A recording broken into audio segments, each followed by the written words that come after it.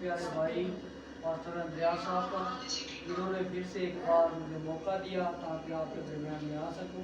तो आप सब की सलामती हो एक बार फिर से खुदावंद के नाम में। और ये बड़ा ही खुशी का वक्त है कि मैं एक बार फिर से आपके दरमियान में हूँ और खुदावंद का शुक्र अदा करता हूँ जिसने मुझे जिंदगी ज़मीन पर अपने सर को झुकाए रखा। आप खुदा यीशु के नाम में तेरा शुक्र अदा करते हैं। तू भला है और तेरी शफ़क़त सब्ज़ी है और तेरी वफादारी पुश्त दर पुश्त रहती है। पाक खुदा जब तेरे कलाम को पेश किया जाए तो पाक खुदा कोई भी ख्याल मुंतशर ना हो पाक खुदा, बल्कि तेरे पाक रूह से बढ़ते जाए और पाक खुदा हर एक ख्याल तेरी तरफ मतवज्जो हो। पाक खुदा तू मुझे मेरी कमज़ोरी में जोर बख्शना ताकि खुदा तेरे कलाम को पेश किया सब कुछ मांग का उत्पाद काम करे अब ये जलाल की नबूवत यीशु आमीन। हम खुदा के कलाम में से सीखेंगे। मैं आपसे सबसे पहले पूछना चाहता हूँ कि हम शिफा लेने के लिए कौन से ज़राए इस्तेमाल करते हैं। कोई भी बहन भाई, दुनिया में शिफा लेने के लिए हम कौन से ज़राए इस्तेमाल करते हैं? मेडिसिन लेते हैं। और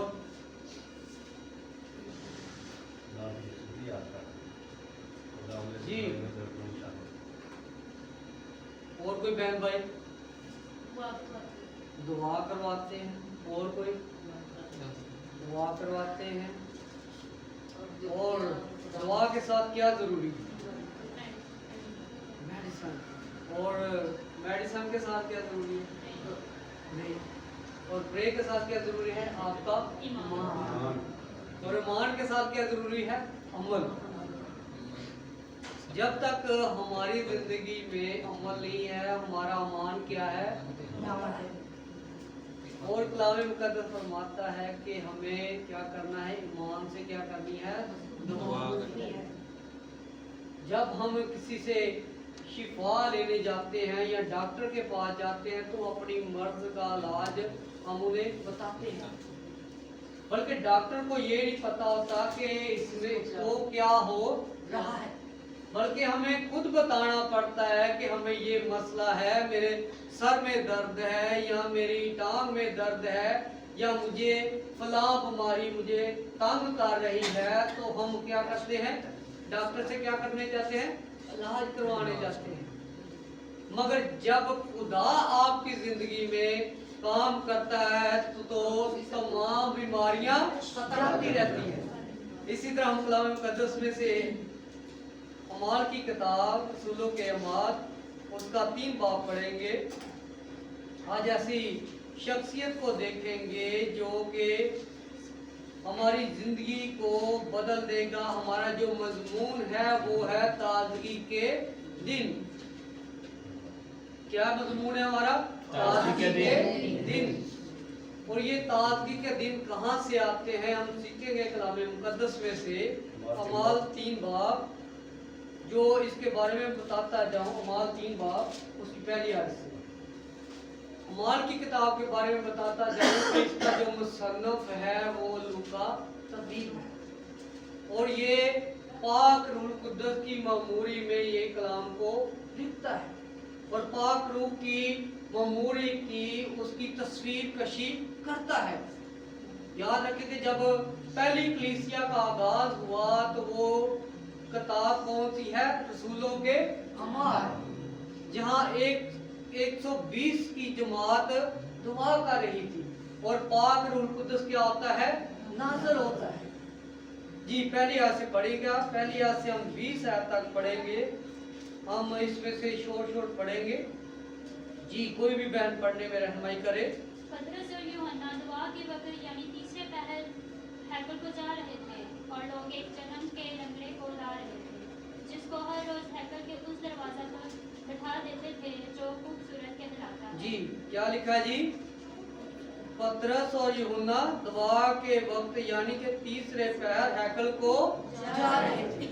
कौन कौन जा रहा था? पतरस और यूहन्ना।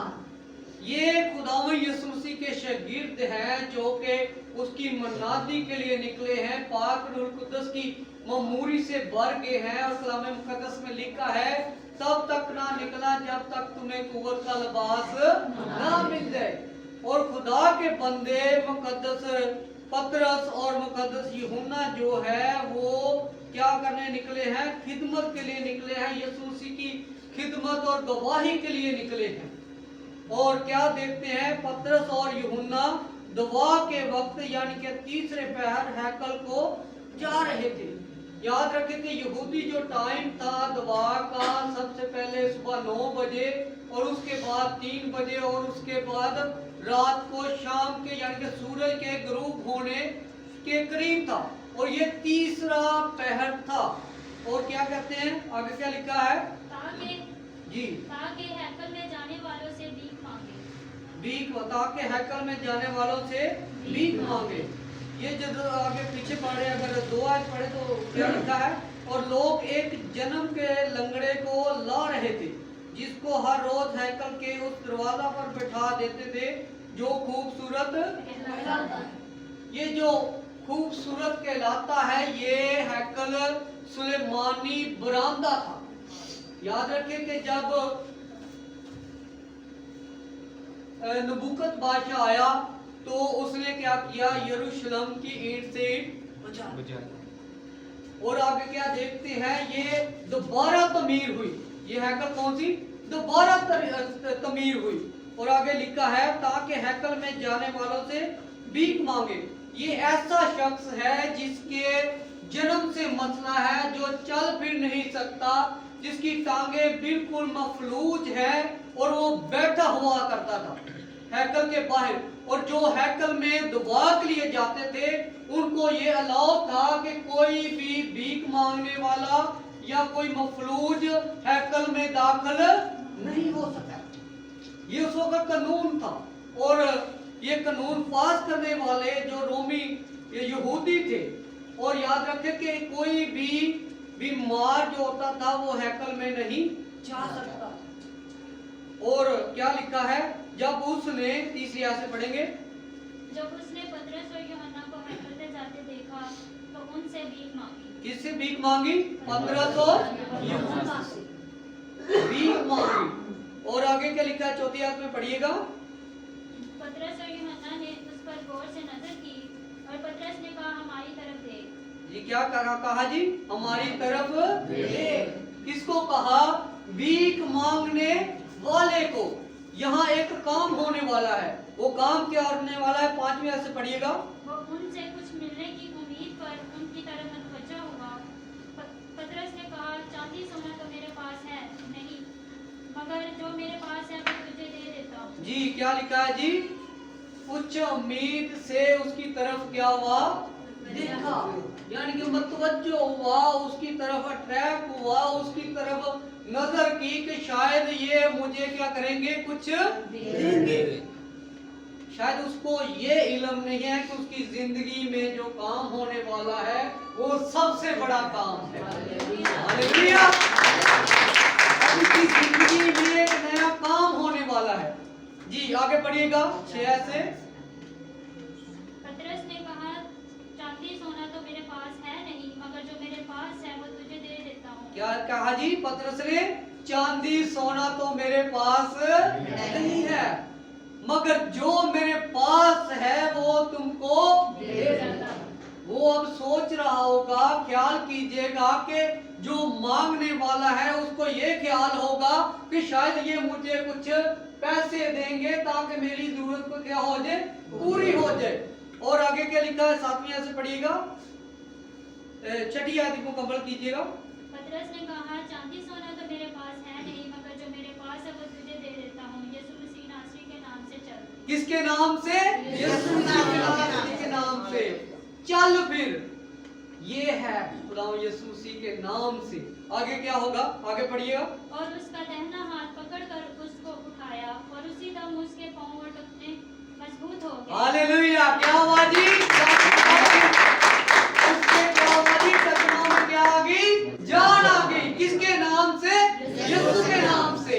और कलाम मुकद्दस में ज़बूर 103 मेरे साथ देखे क्या लिखा है? ज़बूर 103 जल्दी से देखिएगा, ज़बूर 103 और उसकी 1 और 2 आयत पढ़ेंगे। जिसको मिल जाए वो पढ़ने में रहनुमाई करे। दाऊद क्या कहता है इस बारे में? ऐ मेरी जान खुदा को मुबारक कह। जी, ऐ मेरी जान खुदावंद को मुबारक कह, और जो कुछ मुझ में है उसके कद्दूस नाम को मुबारक है। आगे दूसरी आयत पढ़िएगा। ऐ मेरी जान खुदावंद को मुबारक कह और उसी की किसी नेमत को फरामोश ना कर। क्या करें जी? ऐ मेरी जान खुदावंद को मुबारक है और किसी नेमत को फरामोश ना कर। और यहाँ क्या हुआ है जी? यहाँ पर क्या लिखा है कि उसी वक्त उसके पांव और टखने क्या हो गए? मजबूत हो गए। वो चलना फिरना शुरू हो गया। याद रखेंगे, जो जन्म का लंगड़ा है अगर उसकी जिंदगी में ऐसा काम हो जाए तो कितनी खुशी होगी। अगर कोई हमारे साथ कोई हेल्प करे या हमें ऐसी जरूरत हो कि हम गरीबी में पड़े हो, तो अगर हमारी कोई जरूरत पूरी कर दे तो हम क्या करते हैं? खुशी से शुक्रिया अदा करते हैं उसका, और खुशी से क्या करते हैं? दिल ही दिल में उसके लिए क्या करते हैं? दुआ करते हैं कि खुदा इसको और बढ़ाए। और यहाँ उसकी जिंदगी में ऐसा काम हो रहा है कि उसके पांव और टखने क्या हो गए हैं? मजबूत हो गए हैं। और क्या लिखा है? वो कूद कर खड़ा हो गया और चलने फिरने लगा। हालेलुया। क्या करने लगा? चलने फिरने लगा। याद रखें कि उसके टखने जो थे पैदाइशी थे और वो चल फिर नहीं सकता था। शायद वो अपने आप को पता नहीं किस अजियत से गुजार रहा था। आज हमें कोई मसला हो जाए, छोटा सा भी, हमें सुई चुभ जाए या उसकी दर्द कितनी होती है। और याद रखें कि जो चल फिर नहीं सकता उसके लिए कितनी अजियत होगी। और वो ऐसा करेगा कि वो कहीं ना कहीं गिरा पड़ा रहेगा और किसी की जरूरत को, किसी को बुलाएगा, अपने लिए मदद के लिए पुकारेगा कि मुझे क्या करो, मुझे उठाओ। और ऐसा ही हुआ। क्या लिखा जी? हैकल के उस दरवाजा पर छोड़ गए। और आगे क्या लिखा जी? 9 से पढ़िएगा। और सब लोगों ने उसे चलते फिरते खुदा की हमद करते देखकर उसको पहचाना कि ये वही जो हैकल के खूबसूरत दरवाजे पर बैठा भीख मांगा करता था। और उस माजरे से जो उस पर वाक़या हुआ था बहुत दंग और हैरान हो गए। क्या हुए जी? दंग और हैरान हो गए। ये तो वही है जिसे हम बचपन से देख रहे हैं कि ये यहाँ पर पड़ा है और इसके टखनों में तो जान नहीं थी, ये तो चल फिर नहीं सकता था, फिर ये कैसे हो गया? और याद रखें कि जब यीशु मसीह शिफा किसी को देता था तो याद रखें लोग उसके पीछे पीछे क्या करते थे? और इसकी जिंदगी में क्या हो गया? किसके नाम से हो गया? यीशु मसीह के नाम से। और आगे क्या लिखा है? जब वो पतरस और यूहन्ना को पकड़े हुए था तो उस सब लोग बहुत हैरान होकर उस पर खामता की तरफ जो सुलेमान कहलाता है उनके पास दौड़े आए। जी, क्या लिखा जी? पतरस और यूहन्ना को पकड़े हुए थे तो सब लोग बहुत हैरान होकर उस बरामदा की तरफ जो सुलेमान का कहलाता है उनके पास दौड़े आए कि ये कैसे हो गया, किसने शिफा दे दी। ये हैरान हो जाता है इंसान कि जब उसकी जिंदगी में एकदम से काम हुआ। और लोग याद रखें कि ज्यादातर शिफा ढूंढते हैं मगर शिफा के साथ ईमान नहीं रखते। जब आप ईमान रखेंगे अजीजों, जब आप खुदा यीशु मसीह को अपनी जिंदगी में दावत देंगे तो आपके बड़े से बड़े काम हो जाएंगे। और आगे क्या लिखा जी? पतरस ने ये देखकर लोगों से कहा, ऐ इस्राएलियों, उस पर तुम क्यों तअज्जुब करते हो और हमें क्यों इस तरह देख रहे हो कि गोया हमने अपनी कुदरत या ईमानदारी से उस शख्स को चलता फिरता कर दिया। इब्राहिम और इसहाक और याकूब के खुदा यानी हमारे बाप दादा के खुदा ने अपने खादम यीशु को जलाल दिया जिसे तुमने पकड़वा दिया। और जब पिलातुस ने उसे छोड़ देने का पसंद किया तो तुमने उसके सामने उसका इनकार किया। जी हाँ, क्या लिखा जी? यहाँ पर जब पतरस बात करता है तो वो कहता है कि तुम लोगों ने, इस्राएलियों ने खुदावंद यीशु मसीह को क्या किया? पकड़वा दिया। और हमारी ये दीनदारी से नहीं हुआ, हमारी कुदरत से नहीं हुआ, बल्कि ये यीशु मसीह की कुदरत से हुआ है कि उसके टखनों में जान हो गई और वो चलने फिरने लगा। Hallelujah, hallelujah. इसी तरह एक वाक्य देखेंगे हम, आप मेरे साथ देखिएगा, लूका की इंजील यीशु मसीह की मार्फत लिखी गई, लूका 17 बाब और उसकी 15 आयत से पढ़ेंगे। लूका 15 बाब 17 बाब सॉरी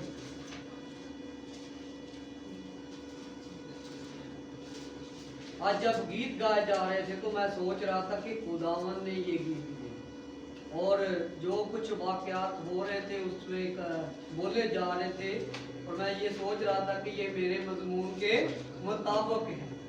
जी पढ़िएगा 17 बाब उसकी 11 आयत से पढ़िएगा।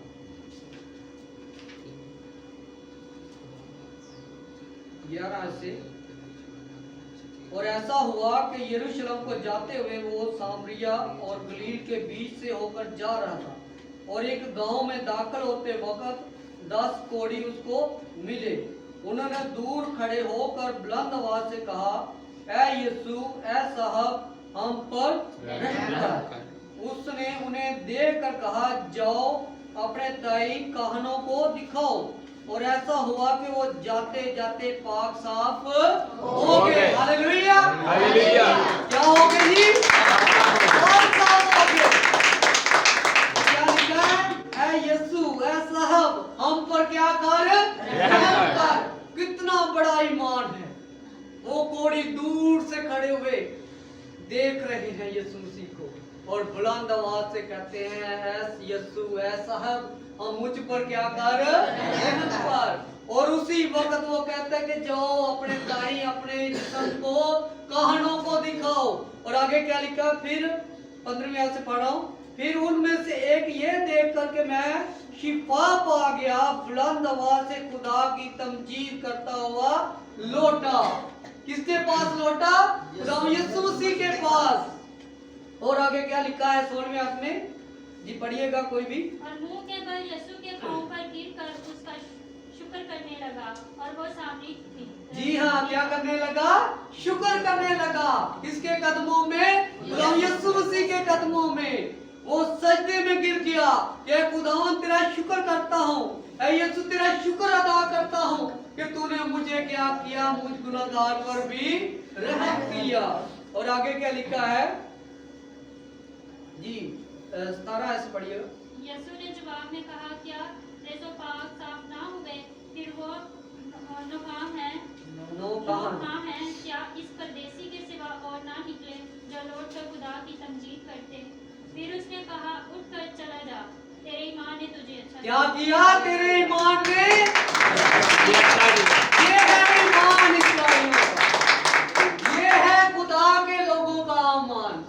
शायद हम नहीं जानते वो गैर कौम का हो, हम नहीं जानते वो किस मदद से हो, मगर खुदावंद यीशु मसीह क्या कर रहे थे? गलील से और सामरिया से होकर जा रहे थे और 10 कोढ़ी वहां पर क्या थे? खड़े थे।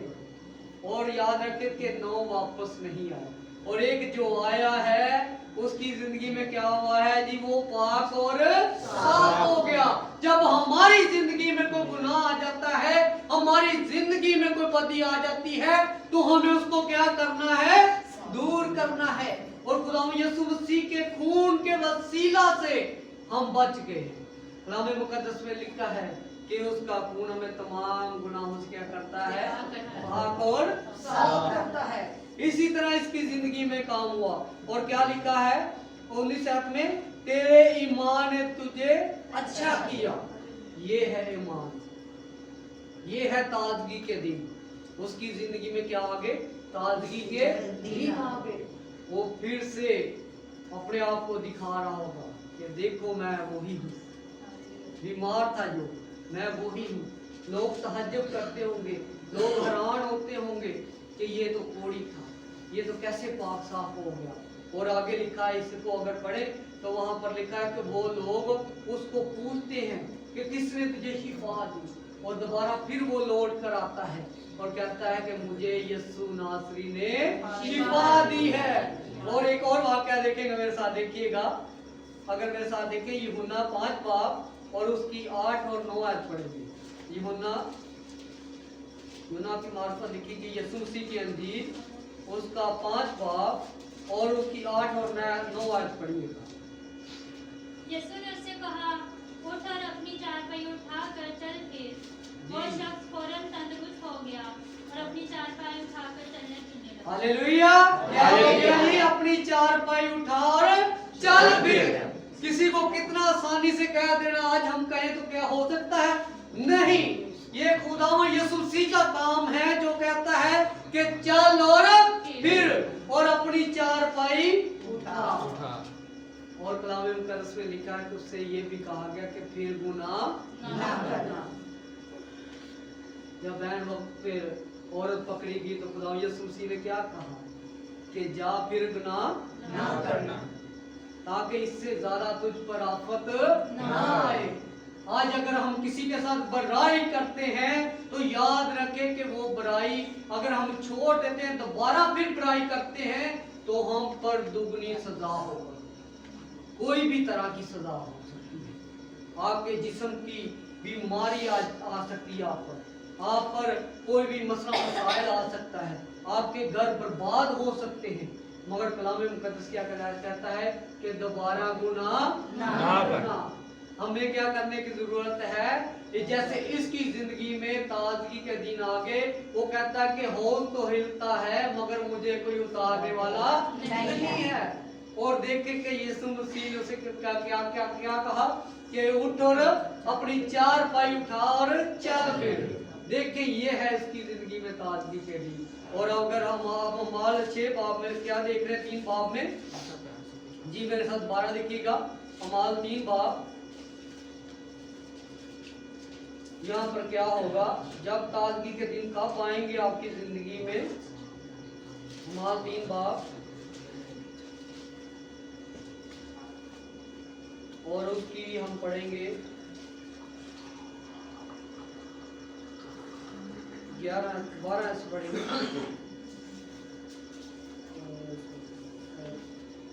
मेरे साथ पढ़िएगा 19 से पढ़िए।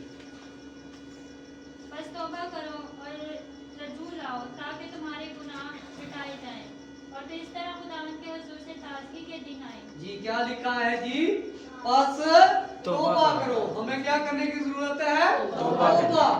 और क्या लिखा है? तो बस तौबा करो और रजू लो ताकि तुम्हारे गुनाह मिटाए जाएं और इसी तरह खुदावंद के हुजूर से ताजगी के दिन आए। ये है हमारी जिंदगी के ताजगी के दिन।